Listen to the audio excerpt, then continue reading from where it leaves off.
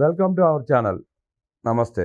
ఢిల్లీ ఎన్నికల్లో బీజేపీ ఘన విజయం సాధించిన సందర్భంగా కేటీఆర్ గారు మాట్లాడుతూ తన మిత్రుడు కేజ్రీవాల్ ఓడిపోవడాన్ని జీర్ణించుకోలేక రాహుల్ గాంధీని ఎత్తుపొడుస్తూ ఆయన చేసిన ప్రసంగాన్ని వివరించడానికి మనతో పాటు మన స్టూడియోలో సూర్యదేవర్ లతా గారు ఉన్నారు. వారిని అడిగి మరిన్ని విశేషాలు తెలుసుకుందాం.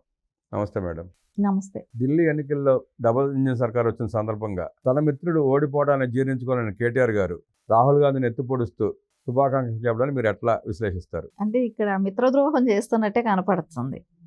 ఎందుకంటే వాళ్ళకి వ్యాపారంలో పార్ట్నరు, లిక్కర్ వ్యాపారంలో బాగా పార్ట్నర్గా ఉన్నాడు. సో ప్రతిదానికి ఢిల్లీలో వాళ్ళకి సపోర్టింగ్గా ఉండటం కానివ్వండి అన్నీ చేస్తూనే వచ్చారు. ఇక్కడ ఈ స్టేట్లో వస్తేనేమో కాంగ్రెస్తో విభేదిస్తారు, అక్కడ సెంట్రల్కి వెళ్తేనేమో కాంగ్రెస్ దోస్తీయా ఈ లెక్కన. నేను రాహుల్ గాంధీకి ముందే చెప్పామని ఆయన ట్విట్టర్ ముందే పోస్ట్ చేసుకోవటం, ఇవన్నీ ఆయన ఏదైతే చెప్పాడో దాన్ని ట్యాగ్ చేయటం కానీ ట్విట్టర్లో ఇవన్నీ చేస్తున్నారా అని అంటే అక్కడ మిత్రద్రోహం జరుగుతున్నట్టే కనపడుతుంది. కేజ్రీవాల్ను కవిత గారు ఇద్దరు ఒకే టైంలో జైల్లో ఉండటం కానివ్వండి, లిక్కర్ కేసులో ఇవన్నీ చూసాం. అలా అనుకుంటే ఈ రోజున తెలంగాణలో ఎందుకు కేటీఆర్ గారు మేము ఎలక్షన్లో పార్టిసిపేట్ చేయడం, ఎమ్మెల్సీ ఎలక్షన్లలో మేము పోటీ చేయదలుచుకోలేదని చెప్పి ఎందుకు అంటున్నారు? అంటే మీరు నామినేట్ చేయడానికి కూడా భయపడుతున్నారు కదా. ఇదే కాంగ్రెస్కిను బీజేపీకిను భయపడుతున్నట్టే కదా. అంటే ఇక్కడ వీళ్ళు చూసుకోలేకపోతున్నారు. ఇక్కడ కేసులు ఎదుర్కోవాల్సి ఉంది. బీఆర్ఎస్ కేసులను పట్టించుకోలేకపోతున్నారు. వాళ్ళ పార్టీలో నాయకులు షిఫ్ట్ అయిపోతున్నారు. వాళ్ళ మీద ఉన్న లిక్కర్ కేసులే కానివ్వండి ఇలాంటివన్నీ ఉన్నప్పుడు వీళ్ళ గురించి వీళ్ళు ఆలోచించుకోలేక ఎక్కడో ఢిల్లీలో వరకు వీళ్ళకి ఎందుకండి, ఇక్కడే తోగ్గో సున్నం పెట్టారు ప్రజలు.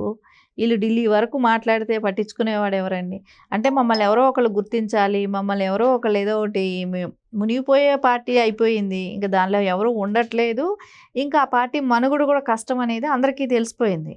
సో అలాంటప్పుడు ఇప్పుడు మళ్ళీ ఆయన ఢిల్లీ వరకు మాట్లాడటం ఎందుకు? ఇక్కడ తెలంగాణలో మాట్లాడాలి కదా. తెలంగాణలో ఏం చేయగలుగుతున్నారు? తెలంగాణ ఇప్పుడు వరకు గవర్నమెంట్ వచ్చి, కాంగ్రెస్ గవర్నమెంట్ వచ్చి సంవత్సరం అయింది. ఎందుకు వాళ్ళు చెప్పిన హామీలు నెరవేర్చలేదనో ఏ రకమైన ధర్నాలు చేయగలుగుతున్నారా? ఏ విధంగానైనా ఆపోజిషన్ అంటే మీకు చాలా రకాల అవకాశాలు ఉన్నాయి, మాట్లాడే అవకాశం ఉంది, అడగాల్సింది ఇవి చాలా ఉన్నాయి. కానీ ఎందుకు మీరు వెనకడుగు వేస్తున్నారు? ఎందుకు భయపడుతున్నారు? అంటే కాంగ్రెస్తో దోస్తీ ఉందా మీకు? ఇప్పుడు మీరు పెట్టిన ట్వీట్ చూస్తే అదే అనిపిస్తుంది.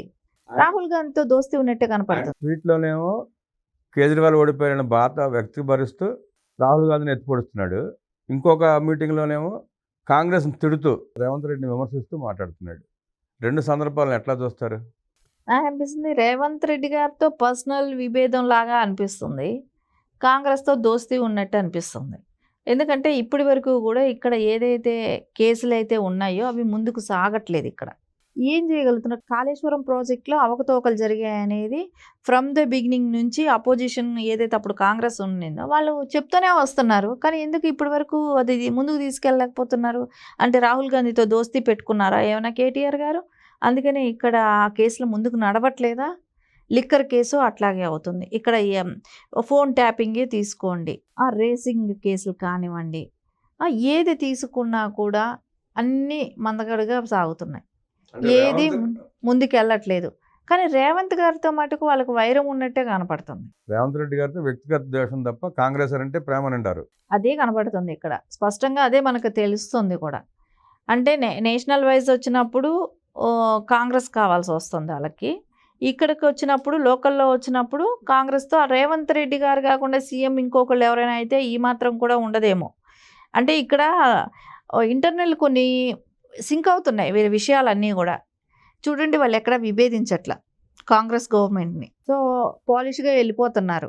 సో వాళ్ళు ఇచ్చిన హామీలు చేయట్లేదనో కానివ్వండి, గట్టిగా ఎక్కడ ధర్నాలు కానీ స్ట్రైకులు కానీ ఎక్కడైనా ఏమైనా జరుగుతున్నాయా? ఏమీ జరగట్లేదు. వాళ్ళు ఎన్ని అడగచ్చు కదండి, హామీలన్నీ మీరు ఎందుకు నెరవేర్చలేకపోతున్నారు, ఏం జరిగిందనేది అడగచ్చు. కానీ అడగట్లేదు కదా. కారణం ఏంటి? వాళ్ళకి లోపాయకారితనంగా రాహుల్ గాంధీతో ఉన్న పరిచయాలే కానివ్వండి, దాని మూల. సరే, ఇవన్నీ సెట్ చేసిన దానికి ఒకవేళ కూటమిలో కలిసిన వ్యక్తే కదా, వాళ్ళ కాంగ్రెస్తో కలిసారు కదా వీళ్ళు. ఆమ్ ఆద్మీ పార్టీ వాళ్ళు కూడా కాంగ్రెస్తో కలిసి ఉండింది. సో వీళ్ళందరూ ఒకే టీం కాబట్టి ఎవరు గెలిస్తే ఏంటనే ఫీలింగ్ వాళ్ళకు ఉండొచ్చు. సో వాళ్ళు కలిసి పోటీ చేయలేదు కానీ వాళ్ళు దానిలో ఉన్నారు కదా. ఇండైరెక్ట్గా పొత్తుంది కదా. సో అవన్నీ ఇప్పుడు వీళ్ళ అక్కస్ని బీజేపీ గెలిచింది, ఇక్కడ కూటమి గవర్నమెంట్ గెలుస్తుంది అనే ఒక అక్కస్ని వీళ్ళు బయట వెలగక్కుతున్నారు. దాన్ని డైరెక్ట్ అటాక్ చేయలేక ఇలాగ ఒకళ్ళనొకళ్ళు నిందించుకుంటూ, ఒకళ్ళనొకళ్ళు మాట్లాడుకుంటూ ఈ రకంగా చేస్తున్నారు. ఇది క్లియర్ కట్గా ప్రజలందరికీ కూడా ఇండియా కూటమిలో ఉన్నవాళ్లే కదండి వాళ్ళంతా కూడా. ఈ రోజున మాట మాట్లాడాల్సిన అవసరం ఏంటి? ఇవన్నీ కారణం ఏంటి? ఆ అక్కస్ని ఏదో రకంగా ఎల్లగక్కాలి అనే ఒక దీంతో కనపడుతుంది. అరే బాబు, ముందు ఇక్కడ నిన్ను నమ్మి ఓట్లు వేసిన వాళ్ళకి కేసీఆర్ మీ నాన్నగారిని తీసుకొచ్చి అసెంబ్లీలో కూర్చోపెట్టండి. ఇప్పటి వరకు ఆయన ప్రమాణ స్వీకారం చేయడానికి కూడా వచ్చినట్లేరు, రాలేదు. ప్రమాణ స్వీకారం చేసి వెళ్ళిపోయినట్టున్నారు ఆయన ఒకరోజు ప్రమాణ స్వీకారం అంతే. తర్వాత నుంచి ఇంకా అసలు ఆయన ఎక్కడా కనబడింది లేదు. సరే, ఆయన ప్రెస్ మీట్ పెట్టినా రాష్ట్రంలో జరిగే దాని గురించి ఏదైనా మాట్లాడుతున్నారంటే అది కూడా లేదు. అలాంటి వ్యక్తిని గురించి మీరు ఎలా ఇది చేస్తారు అసలు? అంటే వీళ్ళకి ఎక్కడ కావాలంటే అక్కడ బంధాలు కలుపుకుంటారు, ఎక్కడ వద్దనుకుంటే అక్కడ తేల్చేస్తారు. సో వీళ్ళందరూ కలిసి చేసిందే ఈ లిక్కర్ స్కామ్లు, నేషనల్ వైజ్గా మొత్తం లిక్కర్ స్కామ్లు అన్నీ చేసింది ఆమ్ ఆద్మీను. ఇది వీళ్ళు దోస్తీ అక్కడ కేటీఆర్ గారు కానివ్వండి, కవిత గారు కానివ్వండి, కేసీఆర్ గారికి తెలియకుండా జరిగినవి ఏమీ కాదు కూడా ఇవన్నీ ఇప్పుడు ఆటోమేటిక్గా బయట వస్తున్నాయి కదా ఒక్కొక్క విషయం అన్నీ కూడా. సో అది అక్కసు వెళ్ళగక్కుతున్నారు బీజేపీ మీద. అంటే ఇండైరెక్ట్గా బీజేపీ మీద, డైరెక్ట్గా బీజేపీ మీద అనే ధైర్యం కూడా చేయలేకపోతున్నారు ఇక్కడ కేటీఆర్ గారు. ఆ ధైర్యం చేయలేకపోతున్నారు. సో ఇండైరెక్ట్గా రాహుల్ గాంధీ గారిని మాట్లాడటం జరుగుతోంది. అంటే వాళ్ళ ప్రభుత్వం ఓడిపోయినా కూడా ఒక రేవంత్ రెడ్డి అంటే ద్వేషమే తప్ప ఆ కాంగ్రెస్ పార్టీలో అనేక మందితో వారి అనుబంధాలు కొనసాగుతున్నాయన్న నానుడి కూడా ఉంది. అది జరుగుతూనే ఉంది కదా. ఎందుకంటే గతంలో కూడా బీఆర్ఎస్ గవర్నమెంట్ ఉన్నప్పుడు కూడా కాంగ్రెస్ అంత పుంజుకోకపోవటానికి కారణం కూడా అదే. వాళ్ళకి ఉన్న పరిచయాలు, వాళ్ళ నాయకులు కొంచెం అటు ఇటుగా ఉండటం. ఇప్పుడు అదే కేసీఆర్ గారి విషయంలో కూడా అదే జరుగుతుంది. అందుకే ఏదైనా కేసులు చూడండి ముందుకెళ్ళట్ల. ఇక్కడ కేసులు ఏవి కూడా ముందుకెళ్ళట్ల. ఎక్కడెక్కడ స్తంభించిపోయినట్టు ఊరికే ఒక 2-4 రోజులు ఒక అభియోగం వస్తుంది, దాన్ని అక్కడికి ఫుల్ స్టాప్ పెడుతున్నారు. ఏది ముందుకు తీసుకెళ్ళలేకపోతున్నారు. రేవంత్ గారేమో అప్పుడు చాలా ఆవేశంగా, చాలా ఇదిగా ప్రచారాల్లో నేను దీని గురించి అవకతవకలు బయట పెడతాను, దాని గురించి బయట పెడతాను, ఎవరికి ఏమీ చేయలేదు అని ఇన్ని చెప్పుకొచ్చారు. సెక్రటరేట్ ఇన్ని వేల కోట్లు పెట్టి ఖర్చు పెట్టి కట్టారు, ఉన్నర సెక్రటరేట్ కూల్చేశారు, ఇన్ని రకాల మాటలు పట్ల ఈరోజు ఎందుకు అవన్నీ కూడా ఏవి బయట రావట్లేదు? దానికి కారణం ఏంటి? కారణం ఏంటన్నప్పుడు మనకు అనిపిస్తుంది కదా. ఇక్కడ స్టేట్కి వస్తేనేమో ఒక రేవంత్ రెడ్డి గారు తప్ప అంతా ఆయనకి సంబంధించిన వాళ్ళే ఉంటున్నారు, వాళ్ళకి కావాల్సినవి జరుగుతున్నాయి. అక్కడ బీజేపీని ఎదిరించకుండా సాఫ్ట్గా ఉన్నట్టు నటిస్తున్నారు. కానీ మళ్ళీ పక్కన దోస్తీ ఏమో కాంగ్రెస్తో ఉంది నేషనల్లో. ఆమ్ ఆద్మీ పార్టీతో అందరికీ తెలిసిన విషయమే.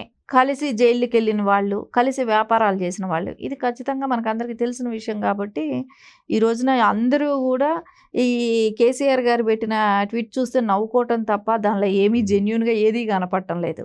రేవంత్ రెడ్డి గారి దూకుడిని కాంగ్రెస్ అధిష్టానం కట్టడి చేస్తుందని మీ అభిప్రాయం? కట్టడి అంటే ఒక పార్టీ సిద్ధాంతాలు నమ్ముకున్నప్పుడు దాన్ని నమ్ముకొని వెళ్ళాల్సిన బాధ్యత ఉంది. కాబట్టి ఆయన ఒక సీఎం హోదాలో ఉన్నారు కాబట్టి సో కొన్ని ప్రెషర్స్ అనేది కామన్గా ఉంటాయి అని అనిపిస్తుంది. ఈ కాంగ్రెస్ బీఆర్ఎస్ దోస్తాన నేపథ్యంలో కూటమి ప్రభుత్వం ఆంధ్రప్రదేశ్లో వచ్చినట్టే ఇక్కడ కూడా పోటీ చేస్తే ఎలా ఉంటుందంటారు మీరు? ఖచ్చితంగా ఒక మిరేకల్స్ సృష్టిస్తారు. బీజేపీ ఇప్పటి వరకు ఇక్కడ చెప్పుకున్నంత స్థానాలు లేదు. కూటమి ప్రభుత్వంతో వస్తే మటుకు అధికారం ఖచ్చితంగా వస్తుంది. ఎందుకంటే మొన్న కార్పొరేషన్ ఎలక్షన్లే తీసుకుంటేనండి, అంతా తెలుగుదేశం కూడా అన్ని స్థానాల్లో పోటీ చేసింది, బీజేపీ కూడా చేసింది. అదే కానీ కలిసి పోటీ చేసి ఉంటే మేయర్ స్థానం కూటమికే వచ్చేది. ఆ రోజున ఏంటంటే అంత చాలా తక్కువ స్వల్ప వ్యవధిలో వాళ్ళు కూడా ఓడిపోవటం జరిగింది. 200, 300, 1000 ఈ 1000 లోపలే కూడా చాలా 30-40 సీట్లు పోయినాయి. సో అదే కానీ కూటమి అదే తెలుగుదేశం పొత్తులో కానీ వెళ్ళుంటే ఖచ్చితంగా అప్పుడే మేయర్ గెలిచేవాళ్ళు. సో అది మైనస్ అయింది కదా.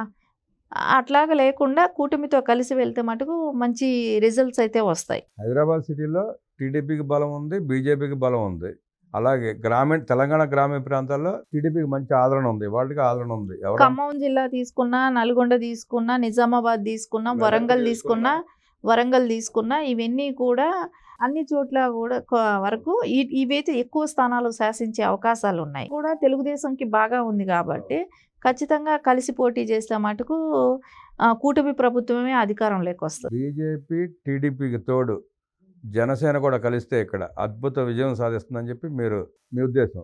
ఖచ్చితంగా జాబ్ ఇస్తుంది. ధన్యవాదాలు మేడం. అనేక విషయాలు మా ప్రేక్షకులకు పంచుకున్నందుకు ధన్యవాదాలు. నమస్తే.